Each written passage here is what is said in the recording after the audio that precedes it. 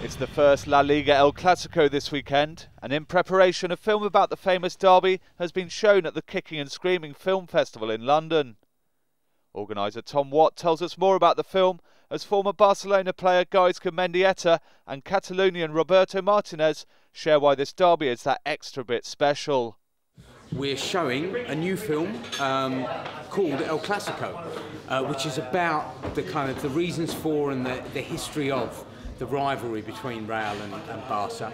They are great because I think it's one of the greatest games you could be involved in your professional career, and I was lucky to be involved in both of them, obviously one season. And they don't let you down. I mean, as a professional, it ticks every single box you expect from them, like the atmosphere, the impact they have worldwide, and as a player playing in those two stadiums with us, atmosphere in the stadium is just amazing. It's hard to explain because obviously it's not just a football game. You need to understand a little bit the political connotations that the two football clubs represent for millions of people. And obviously when the game is played, is that meaning behind it. It's probably in the last 20-25 years, El Clasico has evolved and slowly tries to bring a bit more of a competitive edge in the football side. But you'll always bring back them political reasons, and that's why El Clasico is more than a football game, and many times we say it about football games, but this one is quite unique. Well, it's been unexpected starting for Real Madrid, but Real Madrid is always Real Madrid. And a Clasico is something completely different from any other game. And it doesn't really matter how you've been playing the game before, or the previous games.